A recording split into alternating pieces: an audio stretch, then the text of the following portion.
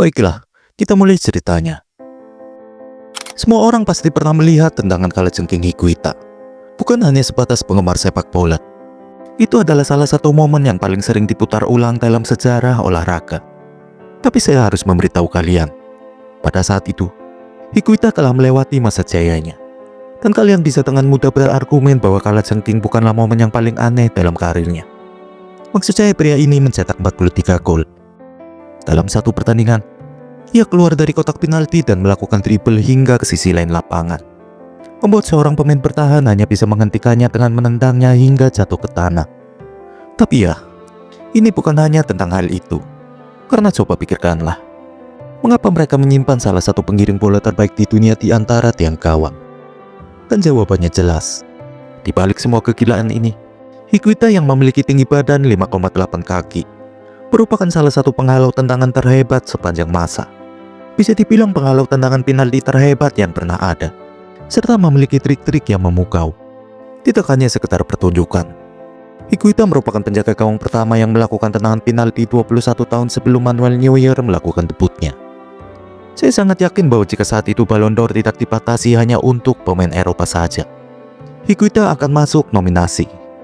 Ayolah, siapa lagi yang bisa mengatakan bahwa FIFA mengubah peraturan sepak bola setelah menyaksikan mereka bermain? Orang ini adalah salah satu atlet paling menarik sepanjang masa. Bahkan Paus meminta untuk bertemu dengannya. Dan lihatlah, saya bahkan belum menyebutkan fakta bahwa dia dikirim ke penjara tepat di tengah-tengah masa jayanya karena menangani bisnis Pablo Escobar, teman pribadinya, dan orang yang paling dicari di planet ini. Ada alasan mengapa pria ini dikenal di seluruh dunia sebagai El Loco. Dia adalah pria paling gila yang pernah ada dalam olahraga ini. Namun percaya atau tidak, dia adalah anggota pramuka ketika masih kecil. Maksud saya seperti yang dikatakan oleh Higuita sendiri. Saya berasal dari Ghetto Castilla, di mana banyak yang lahir tapi hanya sedikit yang dibesarkan. Sejak hari pertama, dia berada tepat di bawah hidung kartel Medellin. Dan fakta yang tidak begitu menyenangkan, namanya bukanlah Rene Higuita, melainkan Jose Zapata. Masalahnya adalah ayahnya meninggalkannya begitu ia lahir. Ibunya benar-benar harus memohon kepadanya untuk mencantumkan nama belakangnya di akta kelahiran anak itu. Jadi begitu ia tumbuh dewasa, ia benar-benar meninggalkan nama ayahnya dan menggunakan dua nama tengahnya sebagai gantinya. Tetapi bahkan kemudian, ibunya meninggal dunia dan neneknya yang akhirnya membesarkannya. Dia membuatnya menjadi jemaat di gereja, diikutkan dalam kegiatan kepramukaan. Apa saja kegiatan positif supaya dia tidak jatuh ke tangan kartel. Tapi pada akhirnya, apa yang membuatnya tetap berada di jalanan adalah sepak bola. Higuita bergabung dengan akademi lokal dan tiba-tiba hanya itu yang ia pedulikan. Ia adalah pemain yang paling berbakat dalam tim, membuat para pemain bertahan kesulitan, mencetak gol ke kiri dan ke kanan.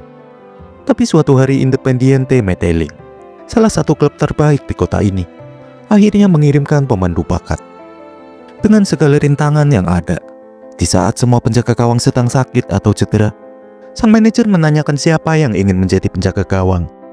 Dan Higuita, yang selalu siap untuk mencoba segala hal, dengan cepat melompat ke bawah Mister Gawang.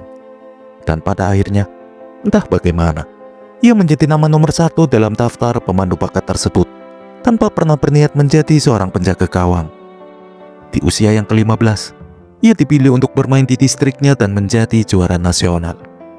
Pada usia 17 tahun, ia memimpin tim Kolombia U19 ke Piala Dunia dan pindah ke Bogota untuk bergabung dengan tim hebat Millonarios. Dan pada akhir musim pertamanya, ia tidak hanya berhasil menembus tim inti, tetapi juga mencetak 7 gol dari 16 pertandingan. 0,43 gol per pertandingan sebagai penjaga gawang. Sebagai perbandingan, Ronaldo rata-rata mencatatkan 0,41 gol di sepanjang karirnya di Manchester United. Terlepas dari itu, klub masa kecilnya Atletico Nacional datang dengan sebuah tawaran dan terlepas dari fakta bahwa mereka hanya memenangkan Liga 4 kali dalam 38 tahun, jauh lebih sedikit daripada Millonarios, Higuita tidak bisa menolaknya. Hal ini tampaknya tidak disadari oleh banyak orang. Namun kartel-kartel Kolombia sangat terobsesi dengan sepak bola. Kartel Bogota membiayai Millonarios. Kartel Cali mendanai America de Cali. Dan anak buah Escobar, kartel Medellin, mendanai Atletico Nacional.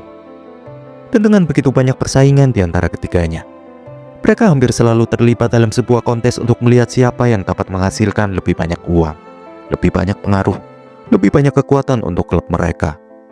Baik atau buruk, mereka memulai masa keemasan sepak bola Kolombia. Seperti halnya generasi emas Valderrama, Rincon, Asprilla, dan Higuita yang berhasil mencapai puncak. Sungguh waktu yang tepat. Dan kemudian, datanglah Francisco Maturana, manajer terhebat dalam sejarah Kolombia, yang kebetulan mengambil alih tim nasional dan Atletico Nacional. Ketika ia melihat Higuita, ia adalah orang pertama yang menyadari bahwa ada sebuah metode dari kegilaannya. Sebuah bola lampu menyala di dalam kepalanya. Dan seperti seorang peramal, ia melihat masa depan sepak bola, di mana penjaga gawang tidak akan lagi berperan sebagai peragawati di bawah Mister Gawang. Seperti yang ia katakan, dengan Rene, kami memiliki 11 pemain yang bisa menyerang. Tepat di tahun pertama, Kolombia mengalahkan Argentinanya Maradona untuk meraih medali perunggu Copa America. Tahun berikutnya, mereka mengalahkan Brasil dengan skor 2-0 di turnamen pra-Olimpiade. Dan pada tahun 1989, sepak bola Kolombia berubah untuk selamanya. Dengan adanya Amerika Kali yang baru saja mengalami kekalahan dalam 3 final Copa Libertadores secara beruntun, ada perasaan bahwa Kolombia akan selamanya tersingkir dari pesta. Menyaksikan Argentina, Brasil, Uruguay, dan bahkan Paraguay yang mendominasi kompetisi tersebut. Terutama karena pada tahun itu, Atletico Nacionalnya Higuita, tim yang telah 7 tahun tidak pernah menginjakan kakinya di kompetisi ini, menjadi tim yang ditugaskan untuk mewakili Kolombia. Namun setelah 11 pertandingan, dengan segala rintangan yang ada, mereka berhasil melaju ke babak final. Dan mata semua orang tertuju pada seorang penjaga gawang berusia 22 tahun yang entah bagaimana tidak hanya mencetak 2 gol dalam kompetisi ini, tetapi juga memberikan asis untuk salah satu gol di babak semifinal melalui sebuah umpan dari kotak penalti. Dan syukurlah, mereka semua menyaksikannya, karena ia akan memberikan sebuah pertunjukan yang luar biasa. Pada laga tandang di final melawan Olimpia, mereka begitu jelas mendominasi sehingga ketika Atletico pulang dengan hanya kekalahan 0-2, para komentator menyebutnya sebagai sebuah keajaiban, dengan mengatakan bahwa Higuita baru saja membuktikan bahwa ia adalah yang terbaik di dunia. Dan itu terjadi sebelum pertandingan kandang. Ketika Olimpia tiba di Medellin, seluruh negeri mendukung Atletico Nacional, berpegang teguh kepada harapan yang masih ada bahwa mereka akan membuat sejarah. Dan ketika babak kedua berjalan, dengan hasil masih imbang tanpa gol, Olimpia membuat gol bunuh diri. Dan 20 menit kemudian, pertandingan menjadi seri, sehingga semuanya akan ditentukan melalui adu penalti. Dan itulah saatnya mereka tahu bahwa mereka akan menang. Sebagaimana dikatakan oleh Luis Carlos Pereira, tim tahu siapa yang kami miliki di bawah Mister Gawang. Tidak ada gunanya meminta bantuan kepada Tuhan. Kami semua sepakat akan hal itu. Kami percaya pada Higuita. Pada saat semuanya dimulai, Eloko menyelamatkan tendangan penalti pertama. Tapi akhirnya salah satu rekan setimnya gagal dan tiba-tiba hanya tersisa 1 tendangan penalti yang harus dilakukan. Jika siapapun yang melakukan tendangan penalti itu gagal, maka mereka akan tersingkir. Tak seorang pun yang memiliki nyali. Tak seorang pun, kecuali sang penjaga gawang. Higuita berlari menuju bola, menendang bola ke tengah, membuat tim berada dalam situasi sudden death. Dan sejak saat itu, ia tidak terkalahkan. Saat bola membentur gawang, ia berada dalam posisi yang tepat untuk menyelamatkan 1 tendangan penalti lagi. Tetapi tendangan rekan setimnya membentur Mister Gawang. Kemudian Higuita menyelamatkan 1 lagi dan rekan setimnya gagal lagi. Lalu dia menyelamatkan penalti keempat, tapi rekan setimnya kembali gagal. Dan ketika semua orang mulai berpikir bahwa Higuita tidak akan mampu mengalahkan kutukan itu, Olimpia mengirim 1 tendangan ke atas Mister Gawang dan beberapa detik kemudian, Atletico Nacional menjadi tim Kolombia pertama yang menjuarai Libertadores. 15 tahun berlalu, sebelum hal itu terjadi lagi. Higuita bersikeras bahwa ia tidak memenangkannya sendirian. Tetapi tanyakanlah kepada rekan-rekan setimnya dan sampai hari ini, mereka akan mengatakan bahwa Higuita adalah pahlawan mereka. Di sisa tahun itu, ia membawa Nacional menjuarai Copa Interamericana. Ia nyaris mengejutkan dunia, menjaga gawang dari AC Milan yang diperkuat oleh Van Basten tanpa gol selama 119 menit di ajang Piala Interkontinental. Hanya kurang 1 menit untuk membawa mereka ke babak adu penalti, yang kita semua tahu apa yang akan terjadi. Pada akhir tahun, Ia dinobatkan sebagai penjaga gawang terbaik di seluruh Amerika Selatan. Dan kemudian, dengan sang pemain mengakhiri musim bersama klubnya dengan 11 gol dari 30 pertandingan. Rata-rata yang lebih baik dari, katakanlah, Frank Lampard untuk Chelsea. Ia melengkapi semuanya dengan membawa Kolombia lolos ke Piala Dunia pertama mereka dalam 28 tahun terakhir. Dan misi mereka sudah jelas. Seperti yang dikatakan oleh Higuita. Kami ingin berteriak. Di sini, di Kolombia, kami juga memiliki sepak bola. Kami ingin menunjukkan kepada dunia bahwa Kolombia lebih dari sekedar Pablo Escobar. Pertandingan pertama, Higuita mencatatkan clean sheet pertama bagi Kolombia dan mereka meraih kemenangan pertama di Piala Dunia dengan skor 2-0 atas Arab Saudi. Pertandingan kedua, ia kembali menggagalkan tendangan penalti. Namun akhirnya mereka harus mengakui keunggulan 1-0 Yugoslavia. Karena bagaimanapun juga, tidak ada satupun pemain Kolombia yang pernah menyaksikan Yugoslavia bermain. Dan pada akhirnya, mereka hanya membutuhkan hasil imbang atas Jerman untuk dapat lolos ke babak sistem gugur. Tapi lihatlah, Jerman adalah monster. Matthäus, Voller, Klinsmann, Brehme, Littbarski, dan Beckenbauer sebagai pelatih. Dan mereka adalah juara Piala Dunia tahun itu. Seperti yang dikatakan oleh Pereira, kami semua menatap mereka dan berpikir, mereka sangat besar. Mereka menggunakan sepatu dengan pul yang sangat panjang. Ketika kami berjalan berdampingan di sepanjang terowongan, para pemain Jerman itu seperti kuda yang sedang berbaris untuk berperang.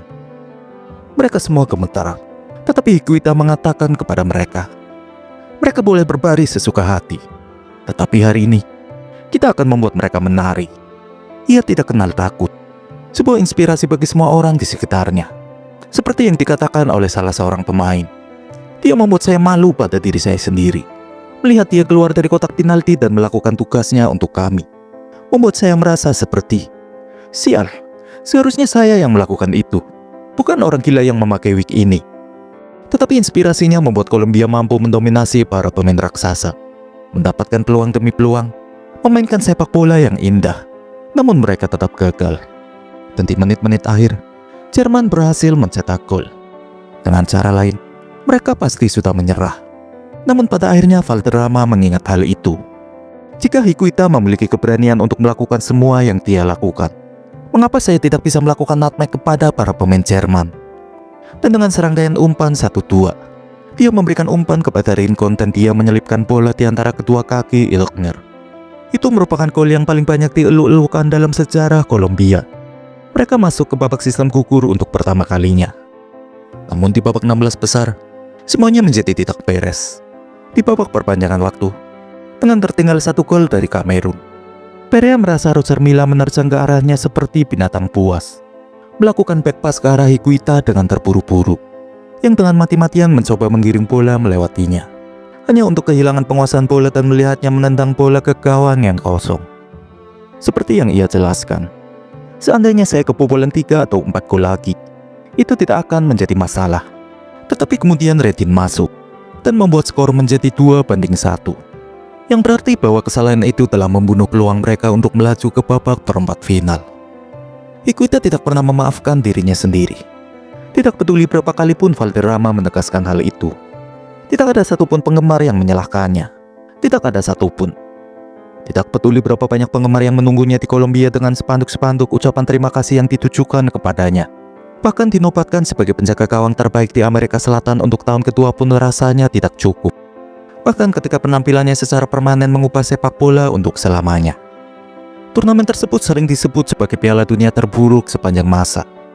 Dari 15 pertandingan sistem gugur, 13 diantaranya berakhir dengan adu penalti, skor 1-0 atau 2-1. Karena pada saat itu, para penjaga gawang dapat mengambil bola dari tanah jika ada rekan setimnya yang melakukan back pass. Mereka melakukannya untuk membuang-buang waktu. Itu benar-benar anti sepak bola.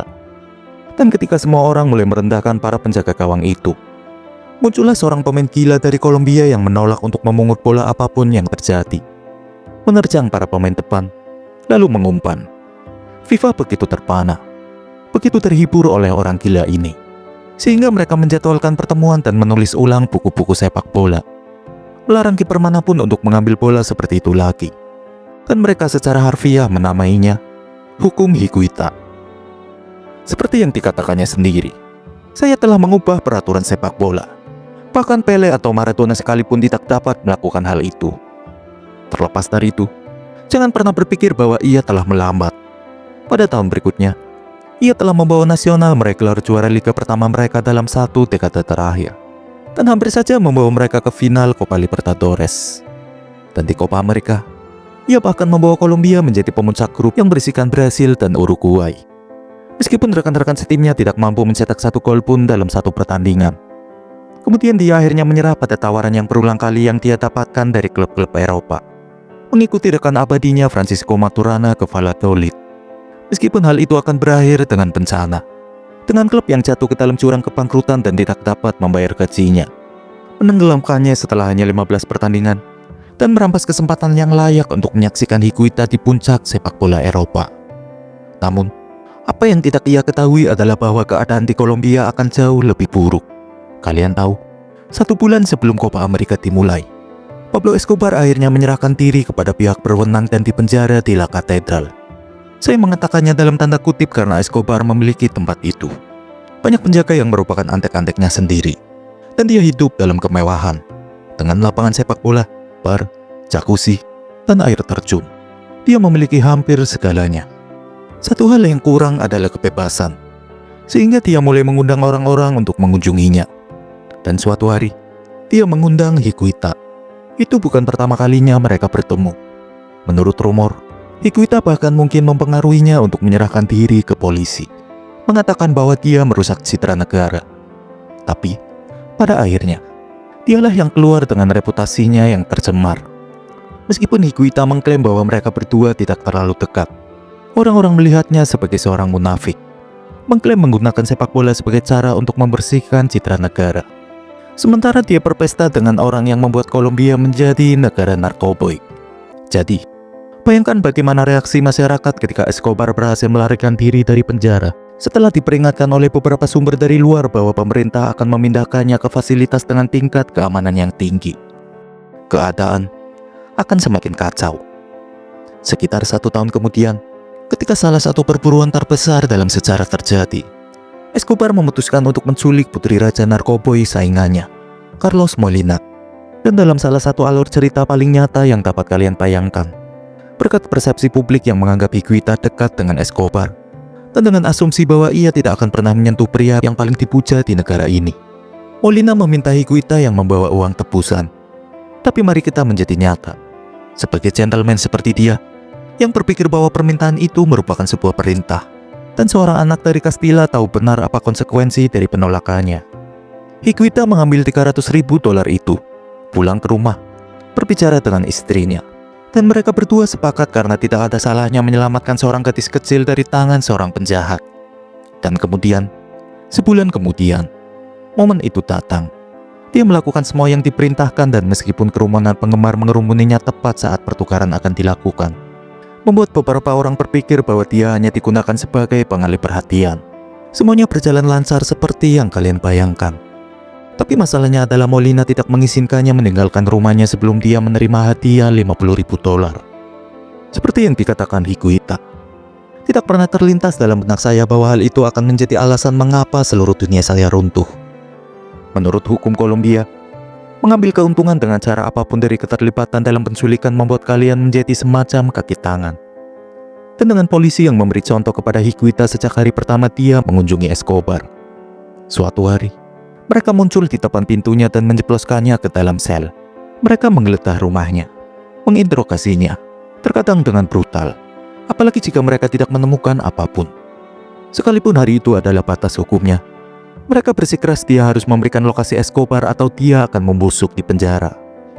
7 bulan berlalu, Higuita melakukan mogok makan. Rekan-rekan setimnya menggunakan setiap pertandingan kualifikasi Piala Dunia untuk menyerukan pembebasannya. Para penggemar meneriakkan kebebasan di stadion-stadion. Dan bahkan ketika pengadilan memerintahkan pembebasannya, sipir menahannya secara ilegal untuk 2 hari lagi dan mengatakan kepadanya bahwa akulah yang memutuskan siapa yang datang dan pergi. Untuk menambah traumanya, Higuita keluar dari penjara dalam keadaan fisik yang lemah akibat mogok makannya untuk bisa mengikuti Piala Dunia. Dan dengan para kartel yang masih bersemangat dan tidak menerima apapun selain kemenangan. ketika salah satu rekan setim Higuita yang paling lama membela klub dan negara, Andres Escobar, mencetak gol bunuh diri, membuat Kolombia tersingkir dari babak penyisihan grup. Mereka mengejarnya dan mengakhiri hidupnya. Dan dengan semua orang menyalahkan kurangnya semangat juang tim atas ketidakhadirannya, Higuita dibiarkan frustasi menyalahkan dirinya sendiri atas kematian temannya. Ia masih berusia 27 tahun. Namun, seperti yang ia katakan, ketika mereka mengeluarkan saya merasa ada yang mengganjal di pundak saya. Jika sebelumnya saya berani, sekarang keberanian saya menjadi 2 kali lipat. Tepat pada tahun berikutnya ia kembali meraih gelar juara liga. Dan pada tahun berikutnya lagi, ia menampilkan salah satu penampilan terbaiknya sepanjang masa. Masuk ke babak semifinal Libertadores melawan River Plate. Terlihat nyaris tak terkalahkan sepanjang laga. Mencetak satu-satunya gol melalui tendangan bebas untuk membawa pertandingan ke babak adu penalti.